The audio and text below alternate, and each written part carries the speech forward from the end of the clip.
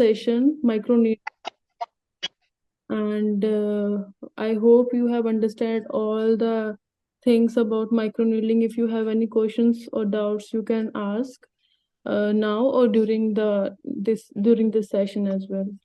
All right.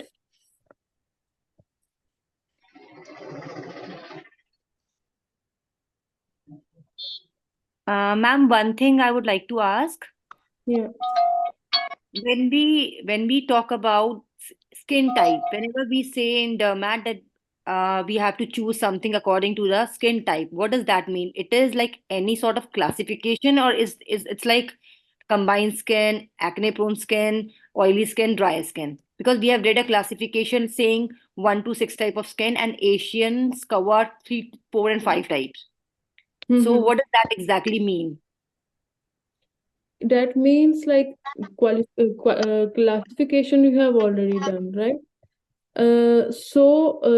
Skin tight में जो चीज आएगी आपकी, जैसे आपका कोई भी आप रिलेटेड टू माइक्रो नीडलिंग के क्वेश्चन में आप पूछ रहे हो, राइट? हाँ, मतलब whenever we use this term कि it is suitable for all skin type, उस वे में हम्म whenever we speak about skin type, मतलब इसका हम्म मतलब होता है कि we are talking about oily skin, acne prone combined, और we are talking about any sort of classification. Yes, जब भी we हम are ये term either use talking करते हैं. about the classification, we are as well like talking about the age factor. ऐसा है Okay. कि हम 1 to 6 का जो ग्रेड है वहां पे भी यूज कर सकते हैं, एंड एज फैक्टर है या सेक्स है, उन सभी में यूज कर सकते हैं। मेल फीमेल पैटर्न में भी 20+ या 16+ में भी यूज कर सकते हैं। एज फैक्टर आ गया इसमें, और ग्रेड्स आ गए इसमें कि कोई भी जो ग्रेड का स्किन टोन है वहां पे यूज कर सकते हैं। तो या इस तरह से आप इसको यूज कर सकते हैं, उनकी इंटेंसिटी को ध्यान रखते हुए, सबकी इंटेंसिटी को ध्यान रखते हुए। Okay. Anything else? No, ma'am. Yes, so shall we discuss about the PRP today? And Yes. yes, so microneedling and PRP both are very much related to each other. PRP is just like platelet rich plasma. इसका मतलब ही रहता है कि जो plasma platelet से भरा हुआ हो उसको हम प्लेटलेट माइक्रोनीडलिंग के साथ कॉम्बिनेशन देके प्लाज्मा थेरेपी बोल सकते हैं। तो can you please off your mic, like there is a lot of noise coming. Whenever you want to ask a question, you can turn on your mics and you can ask. So PRP इसमें क्या रहेगा? सबसे पहले तो platelet एक combination रहेगा, blood components रहेंगे, blood के जितने कंपोनेंट्स होते हैं उसके बारे में हम पढ़ेंगे, how they work on our skin, how they act on our skin, and उसकी फिजियोलॉजी क्या रहेगी, उसका एक्शन क्या रहेगा और उसकी हीलिंग टाइम क्या रहेगी, इसमें हम ये पढ़ेंगे। तो इसको 3-4 नाम दिए जाते हैं: वेम्पायर लिफ्ट या vampire facial, Dracula facial, plasma lifting जिसको स्मूथ लिफ्टिंग चाहिए होती है अपने फेस के ऊपर, या नेचुरल हीलिंग फोर्स से जो चीजें होती हैं, हम इसको केमिकल फ्री फेशियल भी कह सकते हैं जिसमें कोई भी केमिकल एडेड नहीं है। आपका ब्लड जो है आपके ऊपर हम यूज कर रहे हैं विद द डिफरेंट फॉर्मेशन, उसको हम रिफाइन करके आपके फेस के ऊपर यूज कर रहे हैं। तो you can always convince your patient or convince your client as per a natural healing process on your face is going on, so you can always guide them as like that. Next इसमें आ जाते हैं components of blood. हम इसको पहले finish कर लेंगे अच्छे से, फिनिश करके पीपीटी को आपको जो भी क्वेश्चन पढ़ने होंगे वो सारे हम रिपीट करेंगे। अगर आपको कुछ क्वेश्चंस रहेंगे हम उसके ऊपर आ जाएंगे बाद में। So it has like 4 to 5 components. सबसे पहले तो वाटर रहता है जो इसमें दिया नहीं हुआ है, plasma, white blood cells, platelets, RBCs. उसकी परसेंटेज मेंशन है, if you can see, 55% plasma रहता है, 3% वाइट ब्लड सेल्स रहते हैं, 1% प्लेटलेट्स रहते हैं, 41% आरबीसीज रहते हैं। जो रिफाइंड पार्ट रहता है हमें जिसका यूज करना रहता है वो रहता है प्लाज्मा का। आरबीसी हम नहीं यूज करते हैं क्योंकि इसका रिजल्ट हमें बाद में इसमें इसको बताएंगे कैसे यूज करते हैं। I will let you know later about this thing. जो प्लाज्मा है उसको रिफाइन करते हैं with the centrifugal machine, if you know. ये काफी चीज फेमस है हमारी, जितनी भी लेबोरेटरीज है उसमें इसका यूज होता है। तो उसी का यूज हमको भी करना है। एक ब्लड का सैंपल लेके उसको रिफाइन करके उस चीज को हमने पेशेंट के फेस के ऊपर यूज करना है। उसके तरीके अलग अलग रहते हैं। उसको हम सीधा इन्फ्यूज कर सकते हैं विद मिनी इंजेक्शंस, जिसको बोलते हैं मिनी मिजोथेरेपी, जैसे इसको जिसको बोलते हैं। या उसको इन्फ्यूज कर सकते हैं विद द डर्मा पेन, या उसको इन्फ्यूज कर सकते हैं डर्मा रोलर के साथ। और इसका यूज हमें हम स्कैल्प के ऊपर भी कर सकते हैं फॉर हेयर ग्रोथ। तो इसका जो यूज है वो डिफरेंट डिफरेंट तरीके से रहेगा। नेक्स्ट आ जाता है कि प्लेटलेट है क्या, प्लेटलेट काम कैसे करता है हमारी स्किन की लेयर के ऊपर। जैसे आपको कोई वूंड हुआ, जैसे आज एबीसी डॉक्टर ने माइक्रो नीडलिंग करी। माइक्रो नीडलिंग करने से वहां पे एक वूंड बना। जो वूंड है स्किन का ऊपर वाला जो हिस्सा है, एंड उसका एपिडर्मिस पार्ट है जो, वहां पे स्किन जो है छिल गई है। तो वहां पे जो प्लेटलेट का एक प्लग है आके जमा हो जाएगा। Collection will be happened on the place of, on the site of wherever the wound is. तो वो वुंड है वो उसकी हीलिंग करना स्टार्ट कर देगा। वो कैसे करेगा स्टार्ट? सबसे पहले तो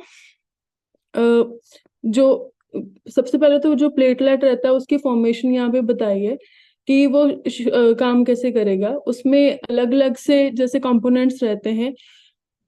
अपने ही स्किन की तरह का एक ऑटोलोगस फॉर्मेशन लेके, स्किन की एक रिफाइंड फॉर्मेशन लेके,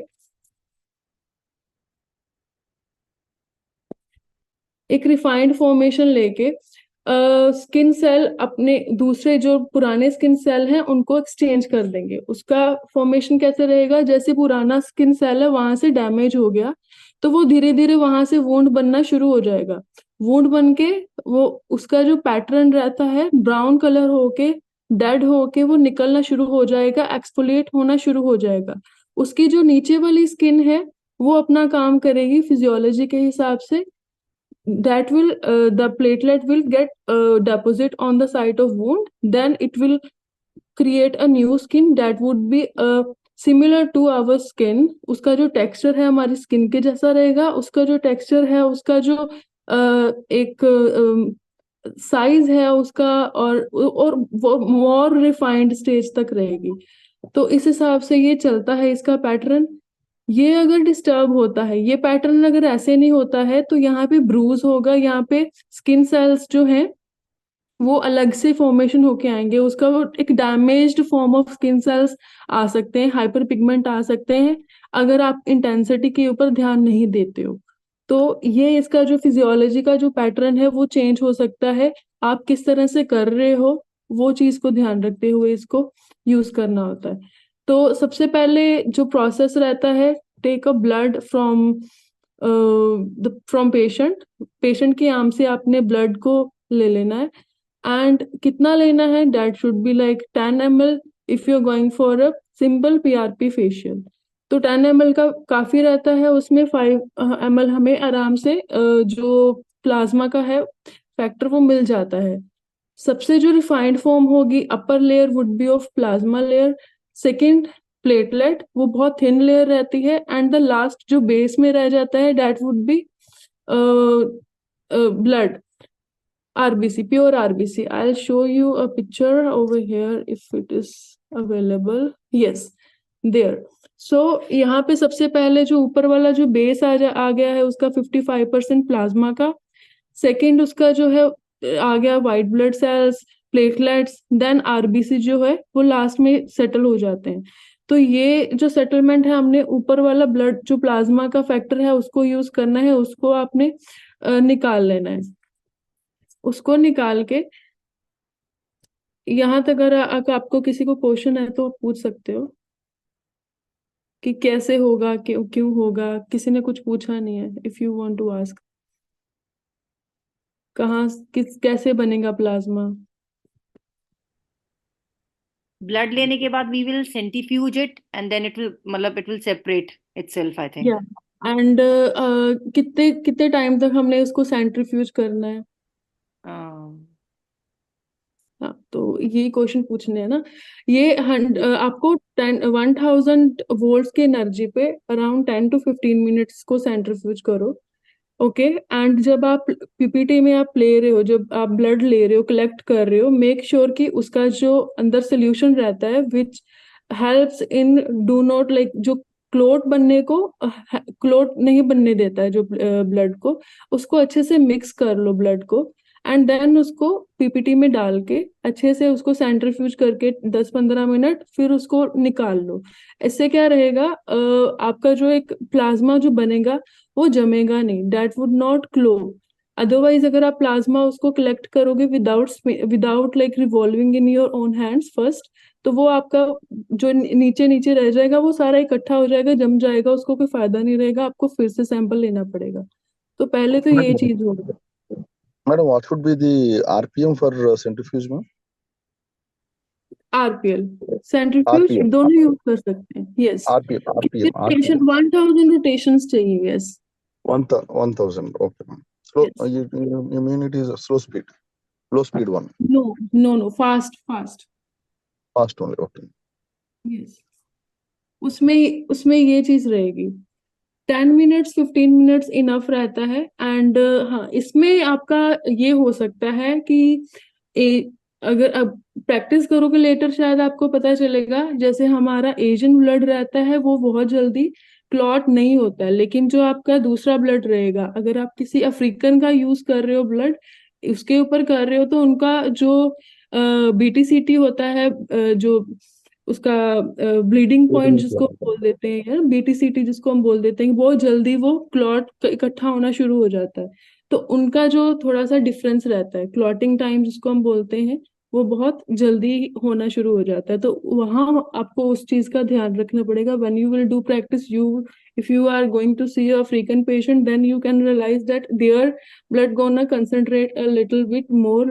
अदरवाइज हमारा जो एशियन रहता है उनका थोड़ा सा इजीली हम आराम से आधा घंटा या 40 मिनट या 1 घंटा तक रख सकते हैं। रेयर केसेस में होता है कि बहुत जल्दी क्लॉट बन भी जाते हैं, तो उसको उससे पहले यूज करना पड़ेगा, otherwise there is no use of blood later. And next आ गया इसका, इसमें पीआरपी यूज कैसे होती है। इसमें अलग अलग ग्रोथ फैक्टर्स होते हैं, अलग अलग प्रोटीन्स होती हैं जो प्लाज्मा रहता है। प्लाज्मा में फिर वैस्कुलर एंडोलिथियल ग्रोथ फैक्टर होते हैं। फाइब्रोब्लास्ट काम आता है इसमें। फाइब्रोब्लास्ट का काम होता है कि जो आपके मसल बिल्डिंग करता है, एक तरह की आपकी स्किन की बिल्डिंग करता है। इंसुलिन स्किन बिल्डिंग करता है, प्रोटीन्स के कारण आपकी स्किन बन रही है ना, तो उस चीज की बिल्डिंग करेगा। ट्रांसफॉर्मेशन करता है सेम सेल्स की, जैसे आपके स्किन के सेल्स थे कोई और सेल के अलावा। क्या होता है कि जैसे आपको कोई चोट लगती है, कोई वुंड बनता है, आप कहोगे वो भी तो एक पीआरपी की ही एक एक तरह का, वो भी तो पीआरपी जैसा ही है कि हमको चोट लग गई तो वहां पे न्यू सेल जनरेशन हो गई। तो वहां पे सेल डिफरेंस क्यों आ रहा है, वहां का जो एरिया है वो उसमें डिफरेंस क्यों आ रहा है देखने में, वो स्कार क्यों देगा हमको। तो ये इसलिए होता है क्योंकि हमने वहां पे एक पर्टिकुलर अमाउंट की इंटेंसिटी को यूज नहीं करा। जब हमें चोट लगी या कोई वुंड बना, वहां पे एक पर्टिकुलर अमाउंट का इंटेंसिटी नहीं लगा, वो बहुत ही ज्यादा हमारे सेल को डिस्ट्रक्ट कर गया कि प्लेटलेट्स जो वहां पे इकट्ठे हुए वो अपनी ही फॉर्मेशन लेके उल्टे सीधे वहां पे इकट्ठे होके उन्होंने हमारी स्किन की एक डिफॉर्मिटी दे दी। लेकिन यहाँ पे हमने जो यूज करनी है पीआरपी विद माइक्रोनीलिंग, प्लाज्मा विद माइक्रोनीलिंग, उसकी इंटेंसिटी इतनी स्मूथ और इतनी सेम होनी चाहिए, उसकी एनर्जी इतनी सेम होनी चाहिए कि उसके सेल्स में डिफरेंस ना आए, ताकि हमारे स्किन के सेल्स जो हैं वो सेम जनरेशन के बने, सेम साइज के बने और सेम उसके लेवल जो है वो सेम बने। तो ये चीज का हमको ध्यान रखना है। इसमें stages of healing without ERP ये रहेगा: hemostasis, inflammation, regeneration and remodeling. इसमें पहले तो हेमोस्टेसिस मतलब कि स्किन का एक बन जाएगा, एक तरह का वहां पे कलेक्शन हो जाएगा ब्लड का। ठीक है। इन्फ्लामेशन होगी, स्किन की रीजनरेशन होगी सेल्स की, और वहां पे सेल्स का रीमॉडलिंग होगा, मतलब कि वहां पे न्यू सेल जनरेशन होगा, टिश्यू जनरेट होगा, तो वो चीज आ जाएगी।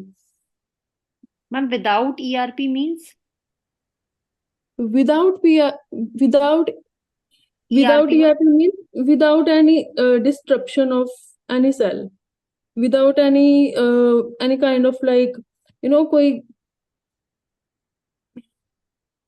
कोई कोई बिना प्रॉब्लम किए हुए या कोई बिना चीज को खराब करे हुए स्किन स्किन की जो नॉर्मल एक चीज है, इंटीग्रिटी उसको मेंटेन करते हाँ, हुए। इंटेग्रिटी उसको मेंटेन करते हुए, उसकी ओके पोटेंशियल को मेंटेन करते हुए ओके वो चीज आ जाएगी।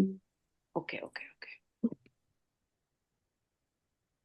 ओके, सो ये चीज आ जाएगी। Next, sorry, got distracted, yeah.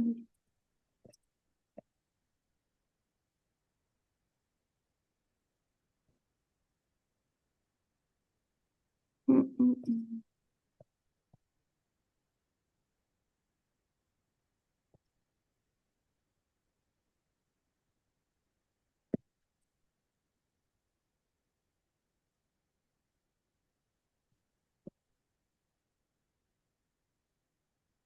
Yes, stages of wound healing with PRP. अभी इसमें हम अगर पीआरपी के साथ हमने एक चेक करा कि जैसे हमें कोई वैसे चोट लगती है तो उसका स्टेजेस और स्किन की जो ग्रोथ है या उसकी जो रिपेयर है स्किन की वो किस तरह से होती है, और वहां पे हमारा स्कार जो टिश्यू है क्यों आ जाता है, वहां पे कलर डिफरेंस क्यों होता है वुंड के ऊपर, एक वहां पे डिफॉर्मिटी क्यों होती है, और वहां पे एक एक पॉप अप क्यों हो जाता है स्किन का। ये चीज होती है, तीन चार चीजें जो मिक्स होके वहां पे एक बता देते हैं कि यहाँ पे कुछ हुआ था।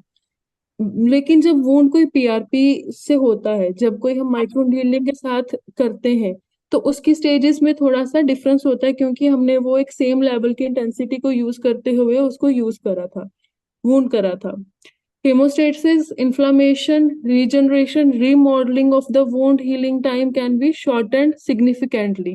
कैसे हो सकता है, जो मैकेनिज्म है स्किन को रिजुवनेट करने का, सबसे पहले तो फाइब्रोब्लास्ट से इंक्रीज हो जाएगा। फाइब्रोब्लास्ट आके वहां पे इकट्ठे हो जाएंगे एक तरह का, क्योंकि प्लाज्मा यूज कर रहे हैं, प्लाज्मा ऊपर से भी मिल रहा है उसको, प्लाज्मा स्किन के नीचे से भी मिल रहा है, तो वहां पे आके सेल्स इकट्ठे हो जाएंगे।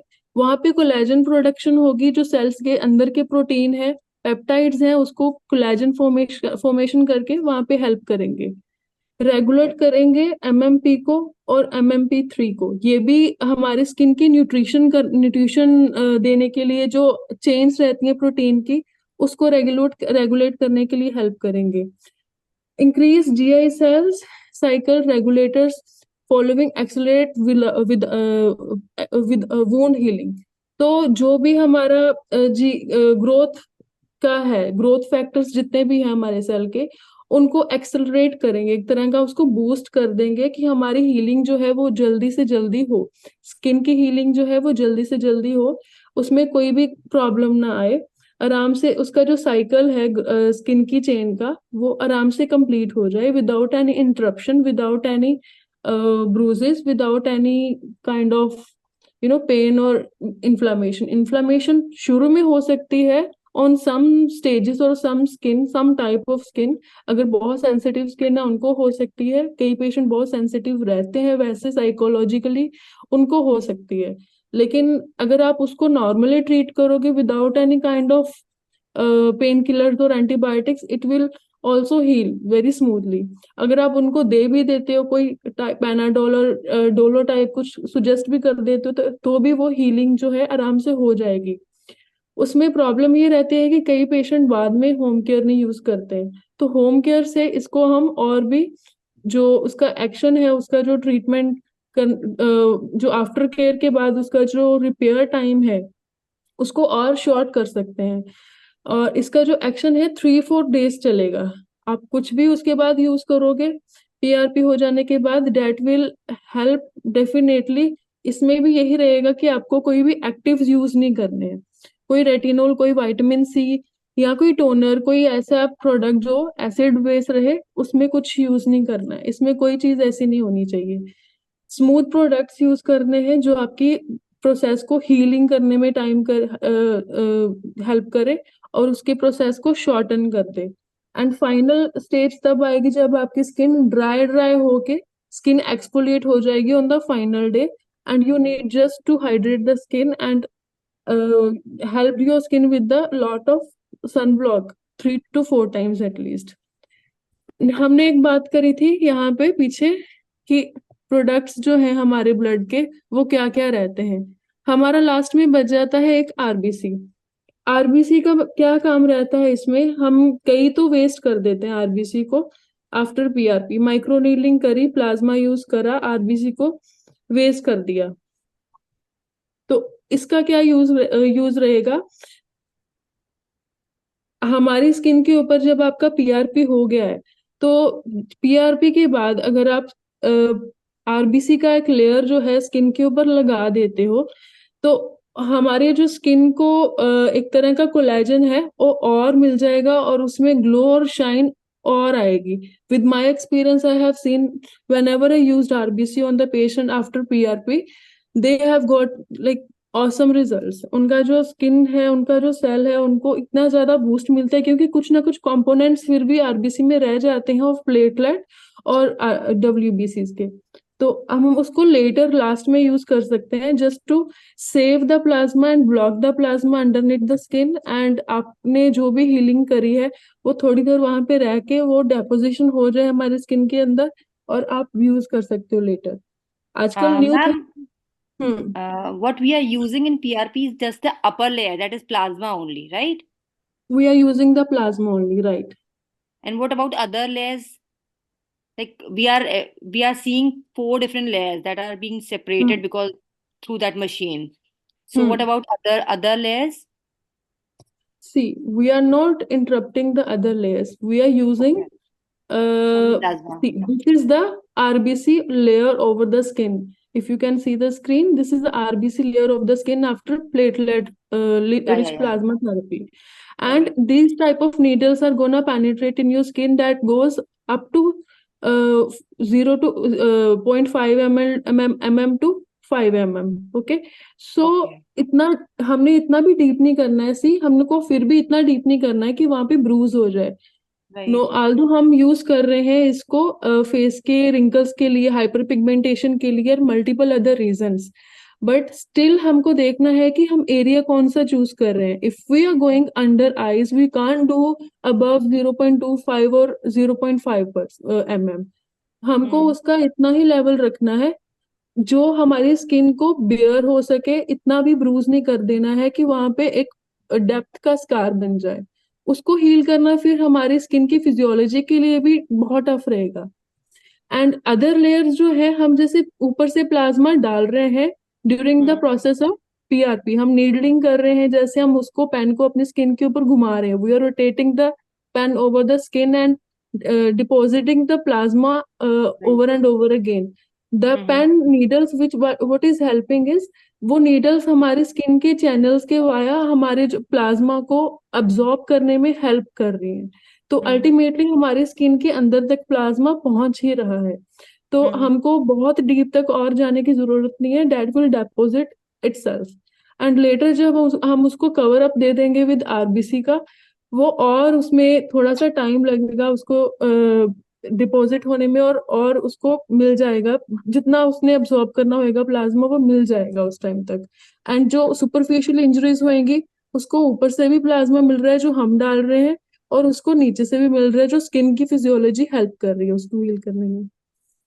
Okay, Okay, ma'am. so this is the post PRP patient, and rest if we are talking about sensitive areas, जैसे यहाँ हमने कोई रिजुविनेशन के लिए यूज करना है प्लाज्मा, कि हमको पीआरपी के साथ नहीं करना है, या कोई डर्मा पेन यूज नहीं करना है, या डर्मा रोलर यूज नहीं करना है। If you are looking something which actually just develop the collagen,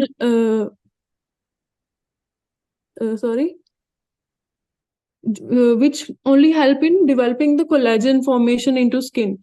कोई आपके पास पेशेंट आएगा, जैसे वो बोलेगा कि मेरे को मेरे को अपनी एपिडर्मिस पे अपनी सुपरफिशियल स्किन के ऊपर कोई स्कार नहीं चाहिए, I am afraid of it, I am afraid of down time.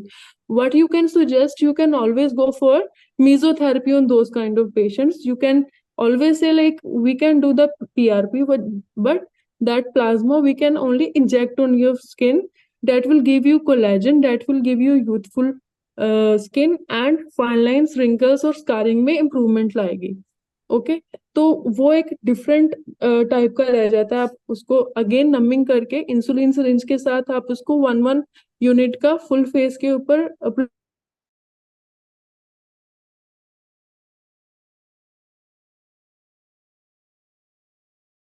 that will diminish the shorten the stages of healing. तो वो तुरंत करके अपना जो ट्रीटमेंट है वो करवा सकते हैं. उसमें कोई सुपरफिशियल स्कारिंग नहीं आएगी, उसमें कोई भी आपको डर्मापेन यूज करने की जरूरत नहीं पड़ेगी. ओके सो ये चीज भी आप यूज कर सकते हो. इसमें आपका एक अलग से एक ट्रीटमेंट जो है वो बन सकता है कि जिसमें आप एपिडर्मिस को कुछ नहीं कर रहे हो, सीधा आप डीप डर्मिस के ऊपर एक्ट कर रहे हो. सो से बताओ ऊपर से पीआरपी की यस पीआरपी के एक्शंस कहाँ कहाँ पे होते हैं. इसमें सबसे ज्यादा जो रिजल्ट्स किस पेशेंट्स में मिलने देखने को मिलते हैं. सबसे पहले तो सबसे बेस्ट रिजल्ट्स मिलते हैं इसमें हेयर रिस्टोरेशन में, फोरहेड लाइंस में, nasolabial folds, eye circles, jaw line, neck wrinkles, chin, lip rejuvenation, cross feet, glabellar region. तो इसमें क्या रहेगा, सबसे पहले तो अगर आप हेयर रिस्टोरेशन की बात कर रहे हो तो पीआरपी से कई लोग करते हैं, कई सीधा मीजोथेरेपी से करते हैं. Meso means you are injecting the plasma into scalp after numbing, or you can say like without numbing. Some people do without numbing, some people do with numbing. If the patient is comfortable, you can use direct plasma. If your patient is not comfortable, you can use 2% lidocaine as well as an injection, because the local creams will not help in in your scalp.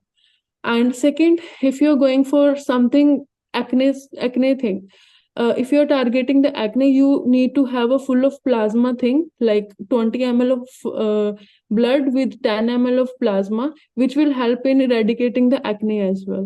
So 3-4 sessions of the plasma will help in eradicating the acne. But ध्यान रखना है acne किस type का है. If they are cystic, if they are hormonal, if they are वो आपको diagnose करना पड़ेगा.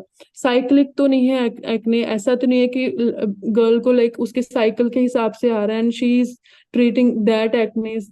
तो वो उस चीज को आपको ध्यान में रखना है. Second, if you are targeting a forehead lines, pits, तो उसमें भी आपको एक मल्टीपल सेशंस देने पड़ेंगे, but that will delay the level of botox you are injecting like 4 months और 6 months आफ्टर अ पेशेंट. तो आप उनका कंसल्टेशन करते टाइम हमेशा ये कह सकते हो कि अगर आपको कोई ऐसे नॉन इन्वेजिव या इन्वेजिव ट्रीटमेंट्स अगर आप ले रहे हो, either you are going for like lasers for diminish your scars or diminish your lines, you can always go for something natural like PRP, which will help in delaying your aging.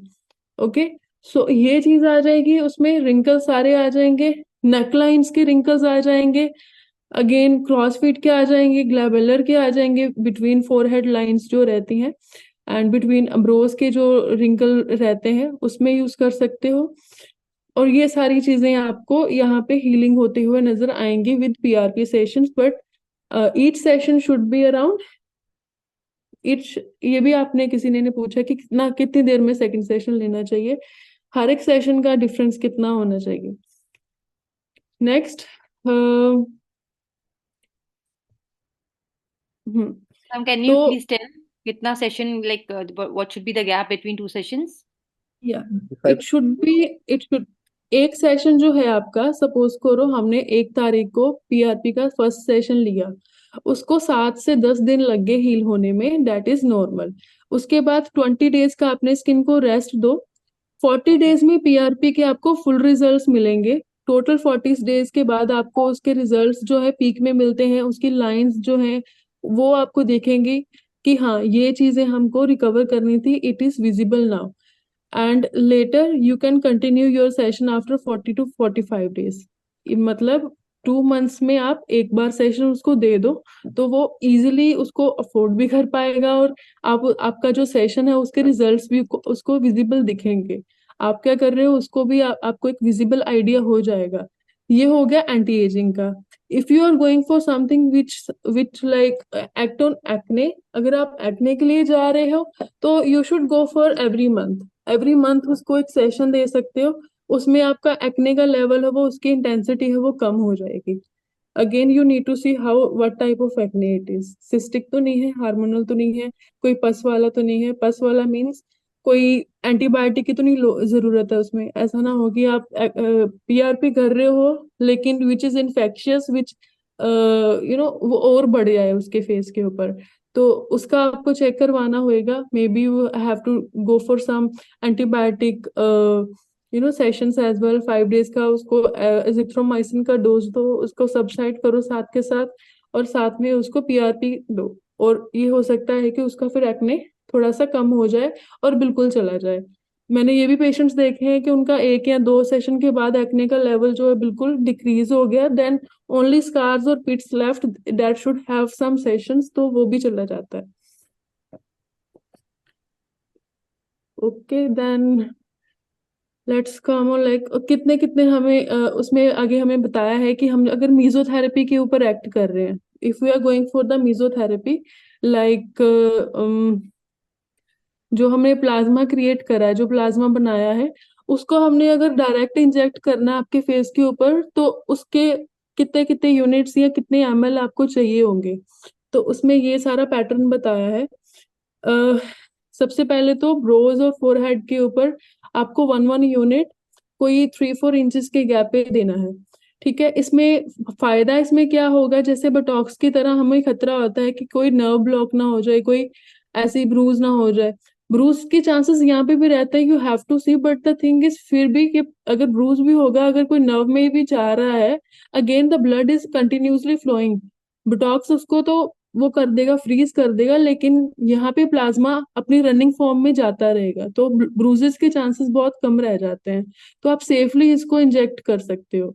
यहाँ पे forehead के ऊपर eyes को lift करने के लिए, rejuvenate करने के लिए, टाइट करने के लिए, और आईब्रोज को थोड़ा सा लिफ्ट करने के लिए आप प्लाज्मा को यूज कर सकते हो। वहां पे आप 6 to 10 का यूज कर सकते हो ब्रोज के ऊपर। अंडर आइज के ऊपर भी आप इसको, जैसे हम फिलर्स डालते हैं, fillers is something which is fulling our eyes, और अगर हम इसको यूज करते हैं that full our eyes, but ये स्लोली प्रोसेस करता है, बट नेचुरली आपके रिंकल्स और आपके जो डीप आइज होती हैं उसमें हेल्प करता है, और वहां पे कोलेजन फॉर्मेशन करते हुए वहां पे स्किन को हेल्दी बनाता है और रिंकल्स को ठीक करता है।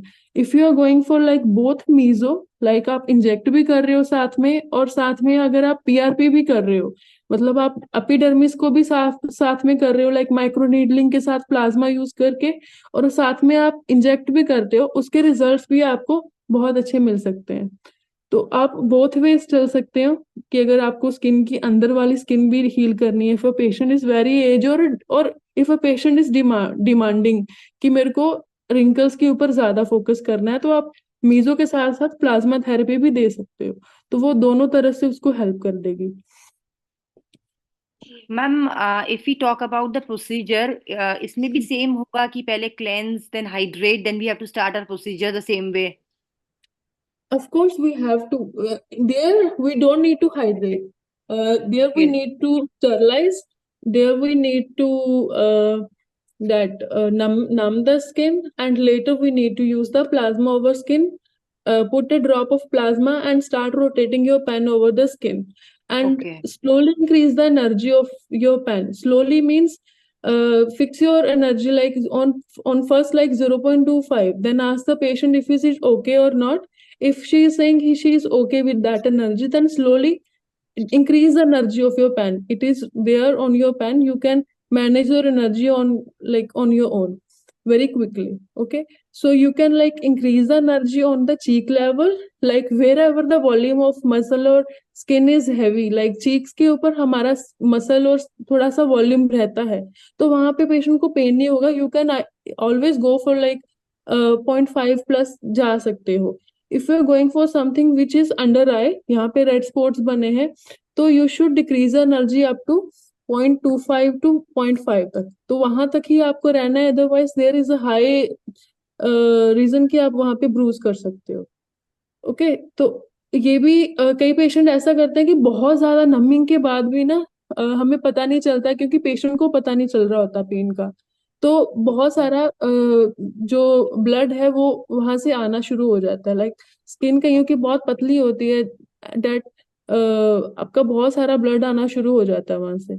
तो उसको भी हमको सबसाइड करना है साथ के साथ। ऐसा नहीं कि पेशेंट नहीं बोल रहा है तो आपको एनर्जी बढ़ाते ही जाना है। You have to manage with your own कि आपका पेशेंट कैसा है, उसकी उसकी स्किन का टेक्सचर कैसा है। अगर पेशेंट हेल्दी है, थोड़ा सा स्किन पे उसके फैट है, तो आप स्किन के उसके पैन की एनर्जी को इंक्रीज कर सकते हो। अगर पेशेंट का फेस बहुत ज्यादा पतला है, उसकी बहुत थिन स्किन है, उसका जैसे बहुत टाइट है जैसे उसका फेस, तो आप वहां पे स्किन की उसकी पेन की एनर्जी को कम ही से शुरू करो तो बेटर है। उन क्लाइंट्स पे ब्रूज होने के चांसेस बहुत ज्यादा होते हैं instead of like healthy clients. And ma'am, lidocaine that we use it in the form of a cream or injectable? On face, of course, cream. On Okay. scalp, you can use injectable. On scalp के ऊपर आप अगर direct plasma use करने जाओगे तो may be patient comfortable ना हो। बहुत सारे Okay. पेशेंट भाग जाते हैं आफ्टर वन सेशन कि बहुत पेन Yes, है। तो painful हो इफ यू जाए. Are using yes xylocaine 2% to manage the patient की उसको पेन ना हो, तो आप 4-5 इंजेक्शन के साथ पहले उनको नम कर दो। Mini injection don't use 5 ml और 10 ml सिरिंजेस। आप इंसुलिन सिरिंजेस के साथ, छोटी नीडल के साथ उसको ट्रीट करो, पहले नमिंग करके। After 5 minutes you can start your procedure. And when you are doing on scalp the mesotherapy, you can always go for like unit by unit. You can put like around about 200 units as well on the scalp. And at one point you can, जैसे अगर आप crown area discuss करेंगे तो crown area में आप mesotherapy के around about 100 units डाल सकते हो, क्योंकि सबसे ज्यादा हेयरफॉल वहीं पे रहता है। यू कैन टारगेट फोल एरिया। तो इस तरह से आप टारगेट कर सकते हो जहाँ भी आपको लग रहा है कि ज्यादा स्कैंटीनेस है, जहाँ